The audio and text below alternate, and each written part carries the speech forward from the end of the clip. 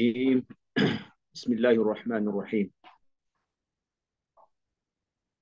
الحمد لله والصلاة والسلام على رسول الله وعلى آله وأصحابه ومن تبعهم بإحسان إلى يوم الدين. أما بعد، السلام عليكم ورحمة الله تعالى وبركاته. وعليكم حياكم السلام ورحمة الله الله. وبركاته. حياكم الله يا مشايخ، أهلا وسهلا ومرحبا بكم بطلبة العلم الأكارم والمستمعين الأفاضل. ننتقل في درسنا الجديد، وهو تعريف القرآن وهو تعريف القرآن. تحدثنا قبل قليل الأدلة الأحكام، وأخذنا وننتقل الآن إلى الأدلة المتفق عليها، وهو القرآن. والحمد لله لعله استلمتم المذكرة في هذه المادة. كنا نتحدث عن القرآن. قال: القرآن لغة مشتق من لفظه بمعنى أنه قرأ، وهي تأتي بمعنى الجمع والضم. يقال قرأ الشيء أي جمعه وضمه، والقراءة. Itu daw ang Quran ay maknahu, ang meaning niya daw ay nagmumula yan sa kalima na qara'a, ang pagbabasa o pagbasa. وقد تأتي بمعنى الجمع، وأما نأخذ بضم الحروف والكلمة بعضها إلى بعض في الترتيل في الترتيل. إذن أهم شيء أننا أخذنا القرآن في اللغة أنه مشتق من لفظه في كلمة قرأ في كلمة قرأ. وهناك تعريفات كثيرة في بعض العلماء في تعريفات في اللغة، لكنه نكتفي بمعنى أنه مأخوذ أو مشتق بلفظه من قرأ.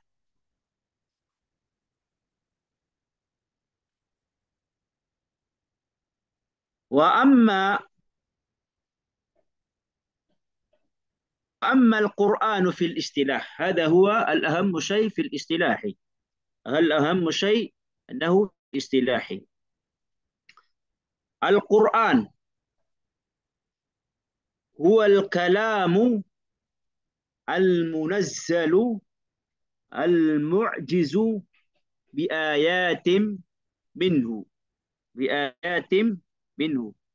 هل كل هل كل الإخوة حاضرون الآن؟ شيخ زيدة لداسان معنا. Andito po si Sheikh Zaida. Sheikha Zaida. Parang wala pong tao dito. Sige, sige lang. Parang Tatawag lang nandito ako. po, Chef. Andyan siya? Oh, Salamat, salamat. Si Sheikh Gabriel. نعم يا شيخ موجود. Alhamdulillah, alhamdulillah. Si Sheikh Ali Padasan. موجود يا شيخ. بارك الله فيكم. نعم، هذا هو. قال: هو الكلام المنزل المعجز بآيات منه المتعبد بتلاوته المتعبد بتلاوته. وزاد بعضهم عليه المنقول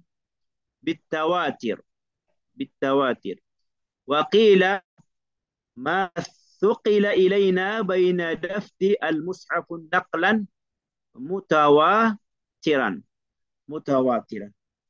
نأخذ المعنى القرآن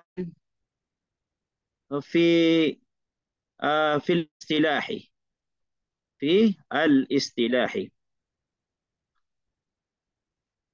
تعريفه أنه هو كلام الله تعالى. Siya po ay salita ng Allah, ang Quran ay salita po ng Allah subhanahu wa ta'ala.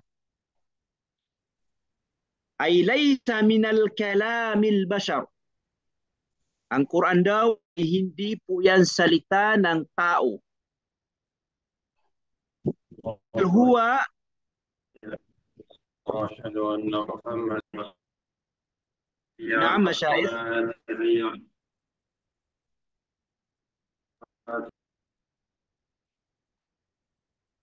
هل هناك إضافة؟ من الذي يتكلم؟ Sino po nag-interpret?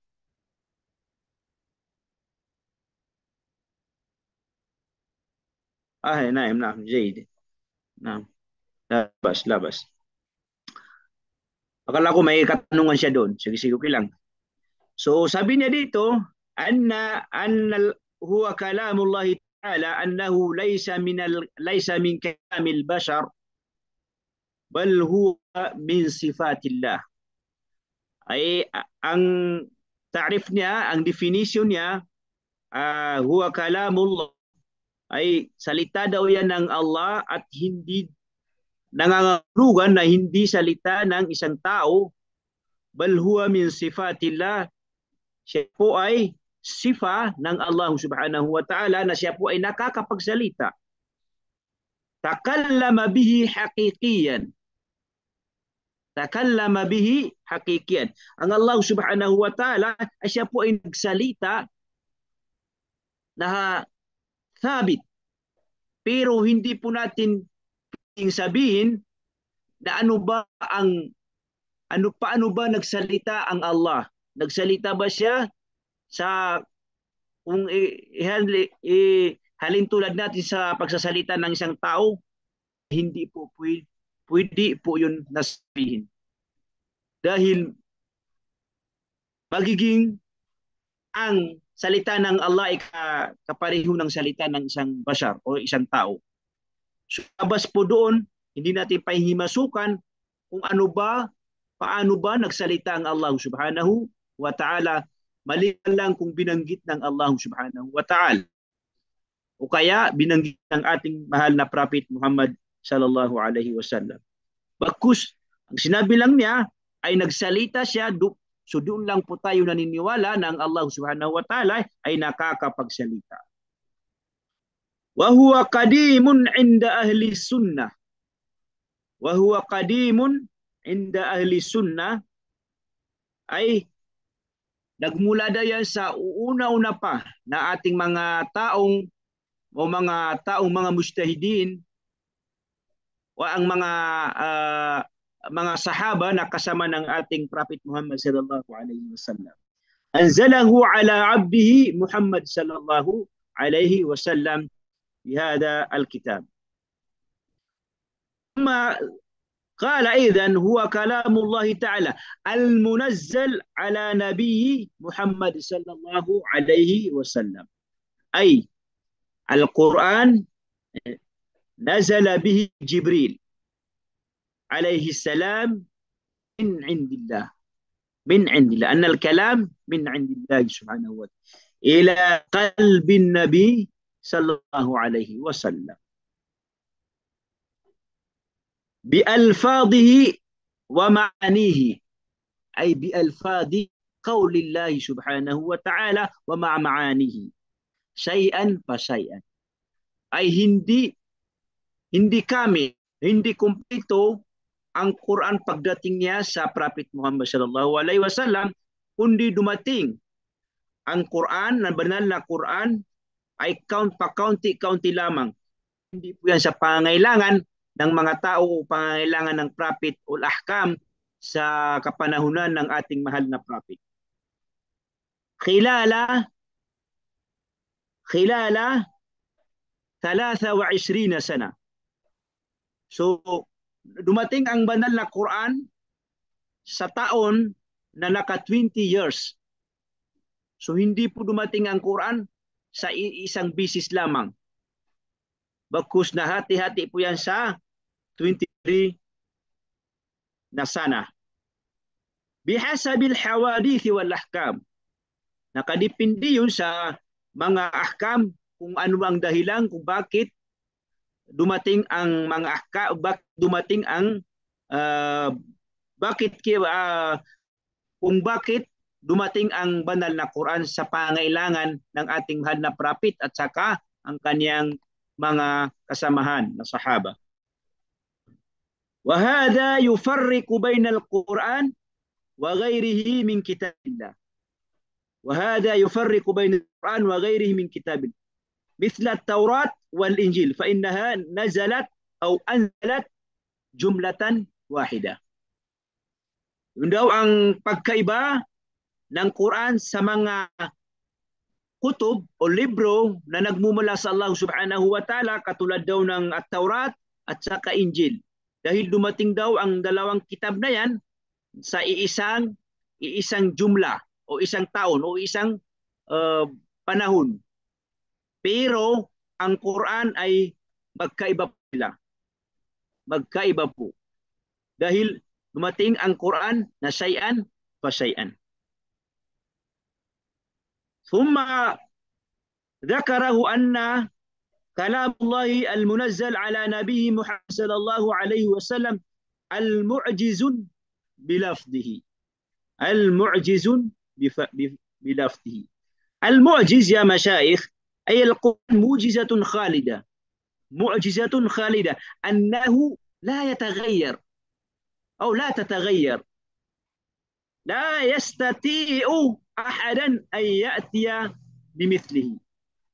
أن يأتي بمثل هذا القرآن. لا في بلاغته ولا فصاحته.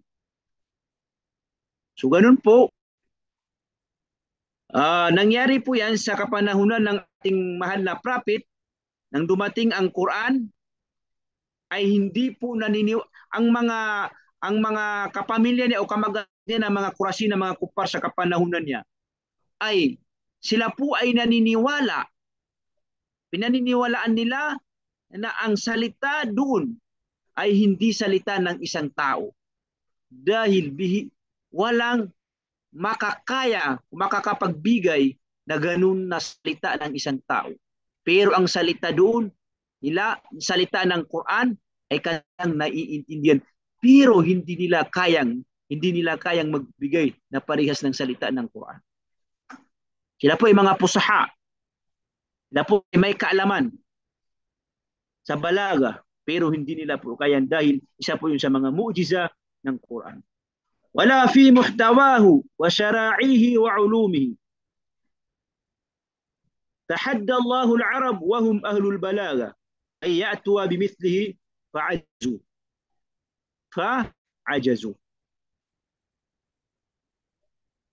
فمن المعجزات القرآن وهي أنواع كثيرة فنأخذ المعجزات القرآن. نأخذ بعض المعجزات القرآن. أولا المعجزات اللغوية والبلاغة. نأخذ من أنواع المعجزات القرآن. فمن أنواع المعجزات القرآن المعجزة اللغوية والبلاغة. تحدى الله به العرب وهم أهل الفصاحة والبيان أن يأتوا بمثل هذا القرآن. فقال الله تعالى: قل لئن اجتمعت الإنس والجن على أن يأتوا بمثل هذا القرآن لا يأتون بمثله. لا يأتون بمثله. Kahit daw, sabi niya, sabi ng Allah, Hay Muhammad, kahit ang tao ay magkaisa sila, kasama nila ang mga ins, mga tao at saka yung mga jin, sila po ay magbigay ng kasing halimbawa ng Quran, la ya'tuna bimithlihi. Sabi ng Allah, la ya'tuna bimithlihi, ay hindi nila kayang ibigay ang ganong salita. Kahit sinumang tao, kahit magpunma ng mga tao at saka mga jin, ay hindi nila makakayang ibigay o hindi nila kayang ibigay ang katulad ng binigay ng Allah subhanahu wa ta'ala na Quran. بعد ذلك خففه، أي خفف الله سبحانه وتعالى التحدي إلى 10 صور، إلى 10 صور. أولا كامل القرآن ثم خففه على 10 صور، ثم إلى صورة واحدة. بعد 10 صور خففه إلى صورة واحدة. فقال مثال ذلك استخدام الكلمات الدقيقة لا يمكن استبدالها، لا أحد أي يستطيع أن يبدلها. وكذلك من أنواع المعجزات القرآن الإعجاز العلمي. الإعجاز العلمي ورد حقائق أو ورود حقائق علمية في القرآن إن لم تكن معروفة الزمن، زمن النبي صلى الله عليه وسلم، وتواصل إليها العلم الحديث بعد القرون.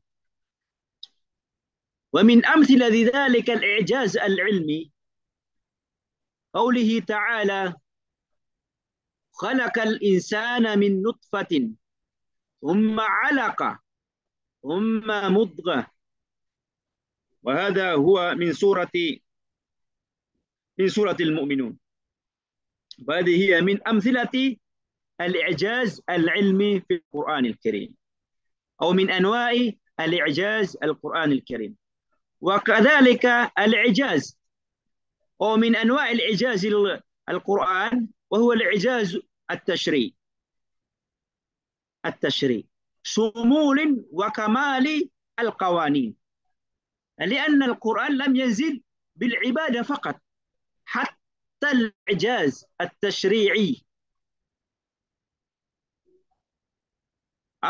أمر أو أنزل الله سبحانه وتعالى في القرآن. شمول وكمال القوانين التي جاء بها، أي الذي جاء بها القرآن، وملائمتها لجميع العصور. ومثال ذلك التشريع في العدل. في العدل عرفنا معنى كلمة العدل. والميراث،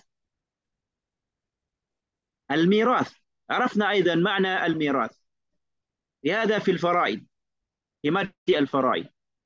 والمعاملات في الفقه، والعقوبات في الفقه، والعلاقات الاجتماعية. وهناك إعجاز التشريع أو من أنواع الإعجاز القرآن الكريم في التشريع. وأيضا هناك أنواع الإعجاز في القرآن الكريم. الإعجاز الغيبي. الإعجاز الغيبي إخبار القرآن بأمور غيبية تحققت بعد زمان نزوله. تحققت بعد زمان نزوله. أمثلة ذلك ذلك هزيمة الروم في القصص، هزيمة الروم ثم انتصارهم. ومن منكم درس القصص، قصص النبيين أو قصص الغزوات، فقد يعرف هذا. غلبت الروم في أدنى الأرض وهم من بعد غلبهم سيغلبون. وقد تحقق ذلك قوله في قوله تعالى بعد بضع سنين. بعد بضع سنين. أما المنافقون فيقولون أن هذا القرآن لم يكن صحيحا، وكيف يغلبون الروم وأن الروم دولة قوية. وبعد ذلك تحققت بعد بضع سنين. وكذلك إخبار النبي صلى الله عليه وسلم أنه لم يقتل أو يسلب، والله يعصمك من الناس. والله يعصمك من الناس. Maliban pa doon sa mga nabanggit natin, kung makikita natin si Abi Lahab, so may ayat o may sura na nagbabanggit na si Abi Lahab ay isa po doon sa mga tao sa neraka Jahannam. Kabilang doon si Abi Lahab. So kung hindi po, kung wala po ang mu'jiz ng Quran, hindi ko ba ma-explain kung ano ba ang ibig sabihin ng mu'jiz sa ating ano ba ang meaning ng mu'jiz? Kapangyarihan o ano ba? So binanggit ng Allah doon sa tabbat yada Abi Lahab wa tab ma aghna anhu maluhu wa ma kasab, na isa po doon si Abi Lahab na makakapasok doon sa Jahannam na yun. So hindi pa namatay si Abi Lahab ay naisulat na sa Quran o nabanggit na sa banal na Quran. Paano na kaya kung nag-Islam o nagbalik Islam si Abi Lahab pagkatapos masabi doon sa banal na Quran?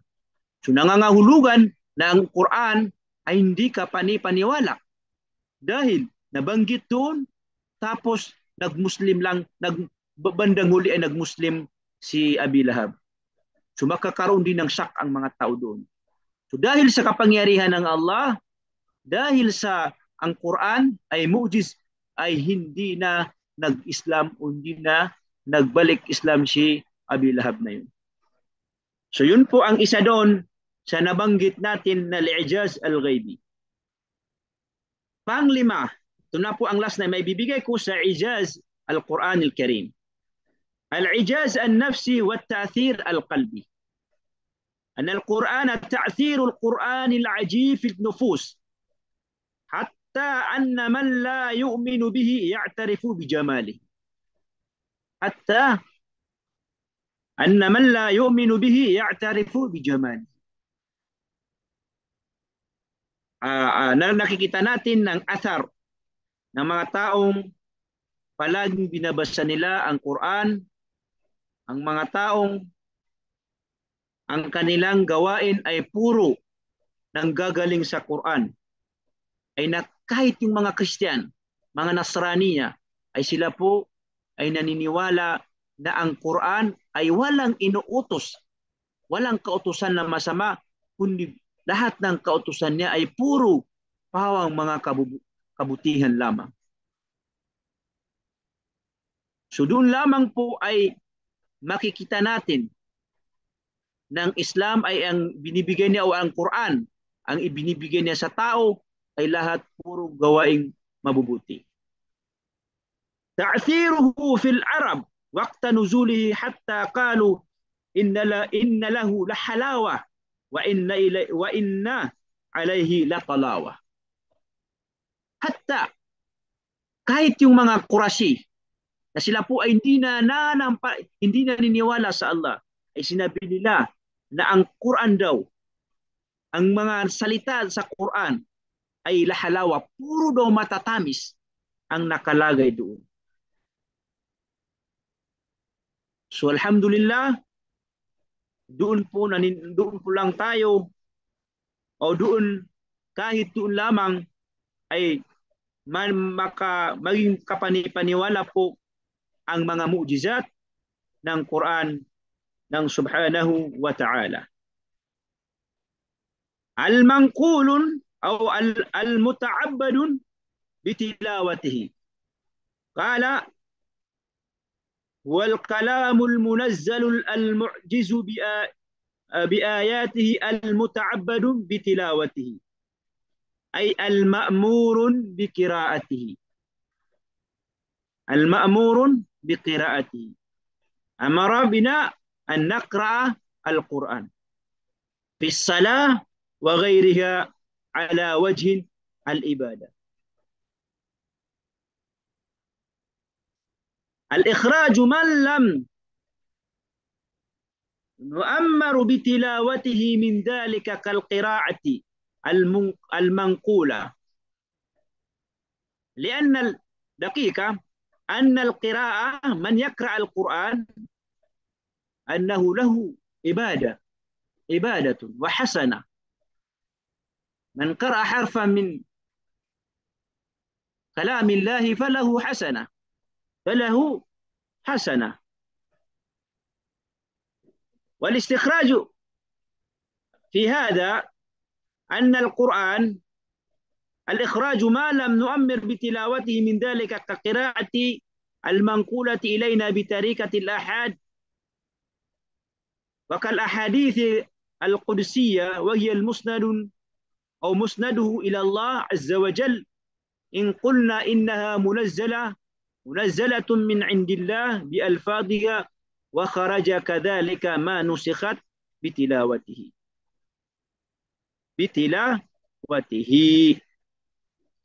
والأخير المنقول بالتواتر. قال خرج به جميع ما سوى القرآن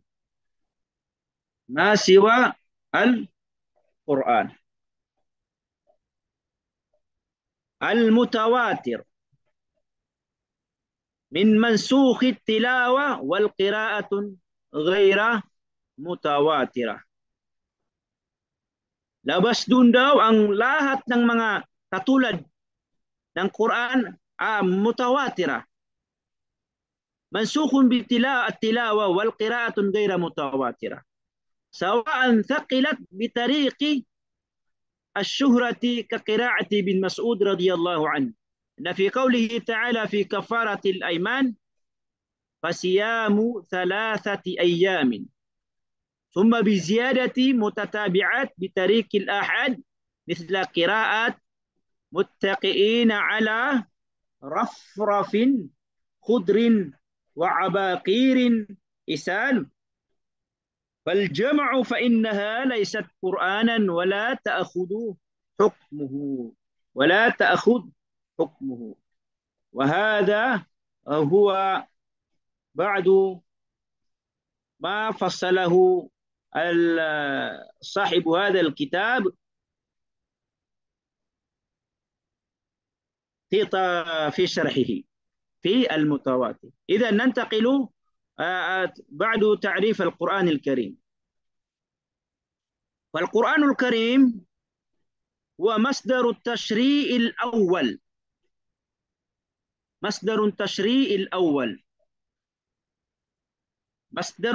الأول هو القرآن ثم السنة رسوله صلى الله عليه وسلم. وأصل من الأصول أو أصل الأصول وهو حجة من كل وجه أن القرآن حجة ay dalil po yan sa lahat ng dalil. Ay nangunguna po yan sa dalil. لتوقف حجة غيره من الأصول إليه لثبوتها به فيجب الأخذ به ay mandatory na ating kunin ang dalil mula sa Quran wal imtithal lima fihi at ating sundin ang mga kautusan doon dahil ang Quran ay nangunguna sa lahat ng dalil o batayan. Wa kullu ta'alimil Islami yajibu an tarja'u fi usuliha. Ay lahat daw ng klaseng kaalaman sa Islam ay yajib, ay mandatory na tayo po ay magbalik sa Quran. Dahil sa siya po ay masdarul awwal o masdarut tashri'il awwal. Tarja'a fi usuliha ila al-Quran kal-aqaid, ang paniniwala, wal mafahim at saka yung pagkakaintindi, al-qiyam, ang ating obligasyon, wal ibadat, pananampalataya, wa sha'airun, wal akhlaq, wal adab, wal qawanin, wal syarari, yarji kullaha ila al-asli أو المصدر الأول وهو القرآن. فلا أحد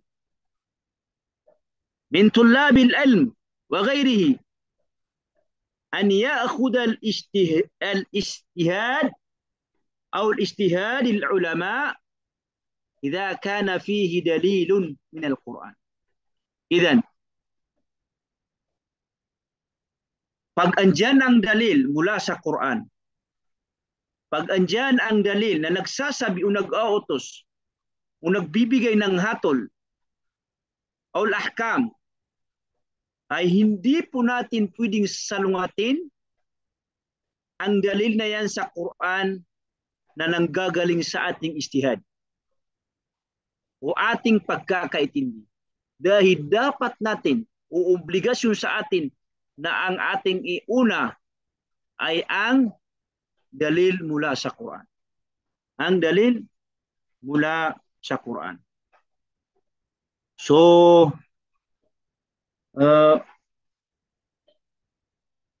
baka dito lamang po, hanggang dito lamang po ang aking oras dahil may nag-message na sa akin yung ibang mga kwan.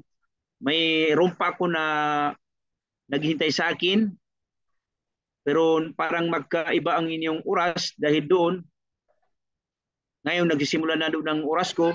Sa oras ko sa inyo ay hanggang alas 8:55.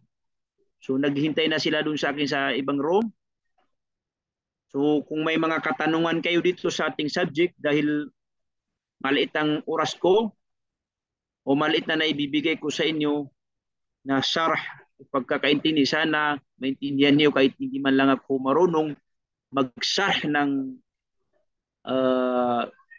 al-itqan, as-sarhul kamil, na pasensyahan niyo lang po ako dahil bago lang po ako dito sa subject na ito at saka bago din po ako dito sa pagtuturo dito sa online. Ako po ay magpapaalam na sa inyo. Assalamualaikum warahmatullahi ta'ala wabarakatuh.